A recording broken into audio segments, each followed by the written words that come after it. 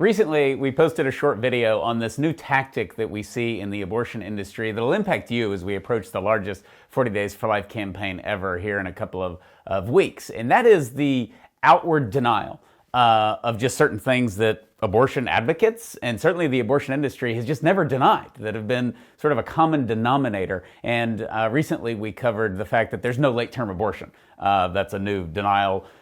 You can rest better at night knowing that late-term abortion doesn't exist and nobody wants an abortion up to 40 weeks despite years of precedent. So that was the last video that we did. And on this one, I really want to encourage you because this is such a golden moment for your day-to-day life. When you encounter family, friends, people that you work with, and you're like, I really hope abortion doesn't come up, or I really hope abortion does come up.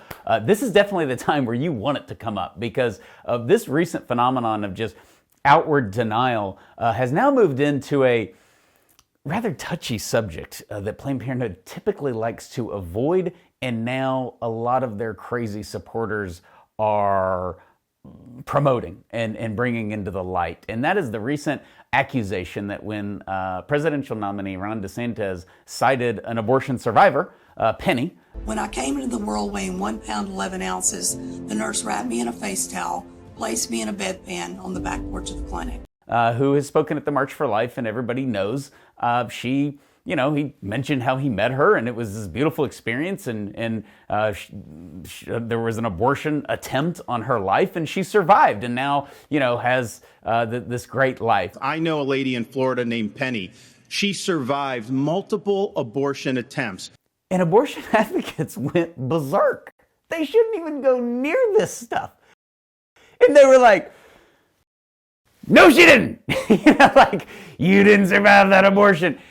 And it really gives us a tremendous opportunity because what they're doing is highlighting something that the abortion industry never highlights, which is the surgery itself and its end goal.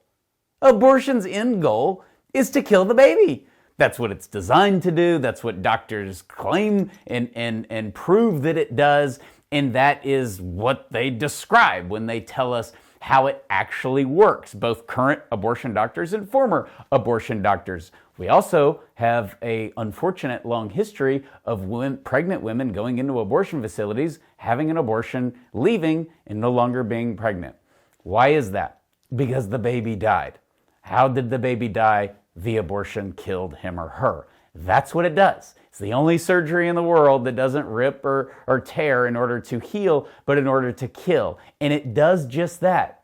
And when you get into these awkward moments and touchy situations like an abortion survivor, which they don't really want to think about and who we celebrate, it brings front and center the heart of the matter, which is the abortion procedure itself and what it's supposed to do and not do. It highlights the fact that it kills a baby. And I have no idea why they ran out with like a pitchfork and torches and said, you didn't survive an abortion. Because we can just say, well, how do you know that? Because she'd be dead. Because that's what abortion does. Oh, wait. Well, I've done this with a number of people. And I'm like, well, how did she survive the abortion? And people will say, I don't know, but you're not supposed to. Unless you're talking about some miraculous surgery that was done on your grandpa or uncle or spouse, and you're like, you're not supposed to survive. We took the risk. Aunt Edna had surgery. Praise God. She is with us today. She's coming to Christmas. We are just so grateful. That's the context when you say you're not supposed to survive. Surviving is good. We typically spend a lot of money surviving. We encourage other people to survive. Car companies design cars so that we can survive a car accident. Surviving is in our nature. Surviving is good. Have you ever seen the movie Lone Survivor about the great Navy SEAL who survived? We mourn those we lose. We celebrate and are grateful for the survivors. Why they are making survivors of abortion front and center, thinking they're going to convert us. They are making up that people survive an abortion. You can't survive an abortion. Every abortion kills you. Everybody knows it. That just doesn't win hearts and minds over. And it should be very encouraging to you. Number one, you gotta laugh at this stuff because it's just nuts. But number two, it should give you such confidence in discussing abortion day to day. We see it with the denial of late-term abortion, which we covered in the previous video. We see it with the denial of abortion survivors. I've met a ton of abortion survivors. Gianna Jessen survived an abortion. She's one of the first ones to really speak out. She survived a saline abortion. And in great, beautiful irony, the doctor who tried to abort her and failed had to sign her birth certificate. Claire Colwell, who started off as a 40 Days for Life volunteer and is now a wonderful speaker across the country and around the world. Her twin was aborted. She lived. It's a beautiful story. It's something to celebrate. The survivors are typically something the abortion advocates avoid because it gets right to the heart of the matter, and they don't want to get into it. And I promise you, this whole attack on DeSantis and that he made it up, of course he didn't. That's even better for us. Planned Parenthood hates this stuff.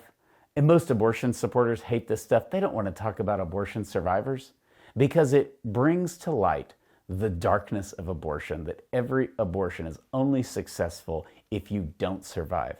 It also highlights this barbaric notion that in our cold, sick culture, we would leave a baby girl or baby boy on the table who survived an abortion to die. It's just absolutely insane, but it brings light to the insanity. And so be encouraged. Don't let it discourage you. This is what they're left with. I mean, gone is reproductive rights and access to health care and all of that. Now we're debating whether you can survive an abortion or not. And we know that you can, not because we want to, not because we believe in the Bible, not because we hope, but because we've met abortion survivors who have been confirmed by abortion doctors and by their own parents that they did indeed survive an abortion. And surviving is good. We should celebrate them. We should not attack them. As we move forward and kick off and get into the middle of this largest 40 Days for Life campaign ever, 681 cities, it's awesome. It's another sign that in the media you hear that, oh my gosh, they overturned Roe v. Wade, it's awful. Pro-lifers are evil. We're going to lock women up. We're going to do all this stuff. There's a lot of negativity out there, but it's in the media. In the grassroots, we are winning. And we have seen abortion facilities close. We're going to see more close. But more importantly than that, we're going to win over hearts, minds, and souls because we don't live in the realm of the ridiculous. We live in the realm of truth and love and mercy and joy. And this is yet another wonderful example of that, of how we can use it in our day-to-day lives to convert more hearts and to change more minds.